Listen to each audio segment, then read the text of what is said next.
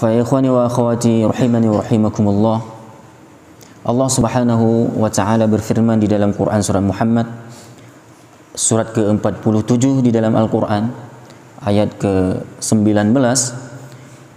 A'udzu billahi minasyaitonir rajim. Fa'lam annahu la ilaha illallah wastaghfir li dhanbik walil mu'minina wal mu'minat wallahu ya'lamu mutaqallabakum wa mathwaakum. Ma'asyiral muslimin rahimakumullah.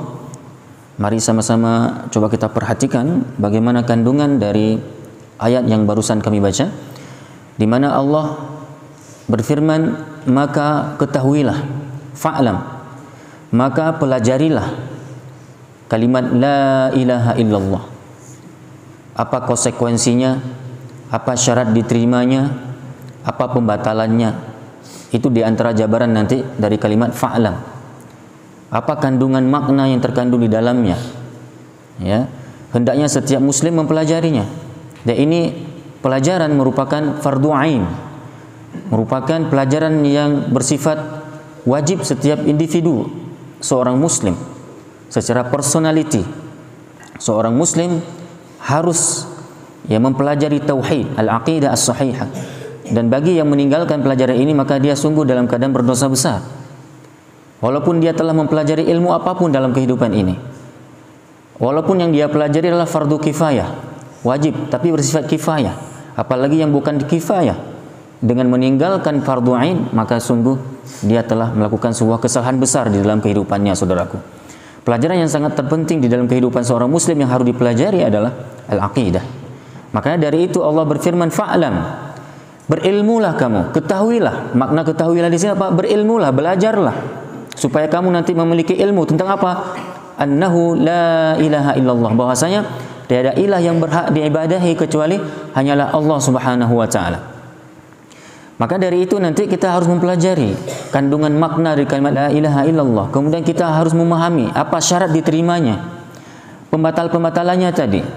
Kemudian apa konsekuensi bagi setiap muslim yang telah berikrar dengan kalimat ini. Maka ini butuh kajian, saudaraku. Kita butuh duduk secara khusus berhari-hari bahkan. Semestinya seperti itu, ya, untuk mempelajari al-aqidah as-sahihah. Karena akidah ini merupakan nanti pondasi awal untuk kemudian kita membangun syariah di atasnya. Jadi syariah al-islamiyah yang sahihah ini, yang sangat mulia ini, yang azimah ini, yang sangat agung ini, sungguh tidak akan mampu berdiri kecuali di atas akidah as-sahihah. Ya, makanya salat 5 waktu misalnya bahagian daripada syariah ibadah. Ya, pelaksanaan ibadah haji, umrah, kemudian juga berzakat, ya, berpuasa, kemudian ibadah-ibadah yang lain bersifat muamalah, ya, kemudian juga misalnya ya apapun itu kebaikan, itu kalau dibangun di atas pondasi yang salah, pondasi yang tidak kokoh, di atas akidah yang sayyi'ah, akidah yang tidak benar, maka sungguh apapun ibadah yang kita lakukan semua roboh. Semua roboh, saudaraku. Ketika kita tidak mengerti, mengetahui apa itu tauhid, apa itu al-aqidah. Akidah ini diumpamakan apa dalam sebuah bangunan adalah pondasinya. Jadi apapun yang akan dibangun nanti di atas pondasi, ya, walaupun sangat kokoh, ya, bangunan di atasnya, sungguh bangunan itu akan juga roboh akhirnya. Kenapa? Bukan di bangunan tiangnya yang penting kokoh terlebih dahulu, namun adalah bagaimana pondasi awal. Dan dalam hal ini pondasi awal itu adalah akidah as-sahihah. Saudaraku rahmati Allah Subhanahu wa taala, di dalam ayat yang sama kemudian Allah memerintahkan kepada kita wastaghfir li dzambik. Orang-orang yang bertauhid kepada Allah, orang-orang yang beriman kepada Allah, ada kalanya juga dia berbuat dosa. Dia memang beriman, kita memang beriman, tapi orang-orang beriman juga tidak pernah luput khilaf dari melakukan kesalahan-kesalahan. Jadi penghuni surga itu bukan yang tidak pernah berbuat salah, saudaraku. Penghuni surga itu dihuni oleh mereka adalah orang-orang yang pernah berbuat salah di muka bumi, namun mereka adalah orang-orang yang bersegera bertaubat dengan dosanya itu. Kalau seandainya syarat masuk surga tanpa boleh ada dosa satupun, dia harus bersih dari dosa semasa hidup di dunianya, ya, maka sungguh tidak ada satupun yang mungkin bisa memasuki surganya Allah kecuali baginda Rasulullah SAW. Maka itulah bentuk rahman dan rahimnya Allah Subhanahu wa taala kepada hamba. ketika Allah ya melihat hamba yang pendosa-pendosa ini di atas permukaan bumi ini, yang Allah setiap hari menyaksikannya, namun Allah menyediakan keampunan untuk siapapun yang bertaubat. Yang kemudian apa? Taubatnya ini akan membuahkan nanti rahmat Allah yang nanti akan membuat orang ini dimasukkan ke dalam surga Allah Subhanahu wa taala. Maka dari itu, perintah dalam lanjutan ayat bagi orang-orang yang beriman, orang-orang yang bertauhid kepada Allah, mungkin dia tergelincir, terpleset di dalam lembah dosa, maka hendaklah dia wastaghfir li dzambik. Hendaklah kita memohon ampun sesegera mungkin dari dosa yang kita lakukan, walil mu'minin, dan kemudian kita juga dianjurkan untuk memohon keampunan untuk saudara-saudara kita yang lain yang beriman. Dan sudah menjadi karakter orang beriman adalah orang yang peduli ya terhadap orang-orang beriman yang lain. Dia tidak hanya mikirin dirinya sendiri. Dia risau terhadap ya dosa-dosa juga dari kaum muslimin dan kaum muslimat yang lain, orang beriman dan ya laki-laki dan perempuan. Dia risau. Dia kepingin juga Allah ampunkan dosa-dosa mereka. Maka landasan ayatnya apa? Perintah kemudian Allah untuk memohon ampun, meminta kita untuk memohon ampun kepadanya dari dosa-dosa kita, dan perintah juga kepada setiap muslim memohon ampun terhadap dosa-dosa kaum muslimin dan kaum muslimat yang lainnya. Surat Muhammad ayat 19 ini. Ya, wastaghfir li dzambika walil mu'minina wal mu'minat. Kita memohon ampun untuk diri kita terlebih dahulu untuk diri kita, kemudian kita memohon ampun untuk orang yang di luar diri kita. Siapa di sini? Orang-orang yang beriman baik dari kalangan laki-laki maupun dari kalangan perempuan. Siapa dia? Siapa orang beriman laki-laki dan perempuan? Termasuk orang tua kita terlebih dahulu. Termasuk dua orang tua kita, ayah dan ibu kita, sanak saudara kita.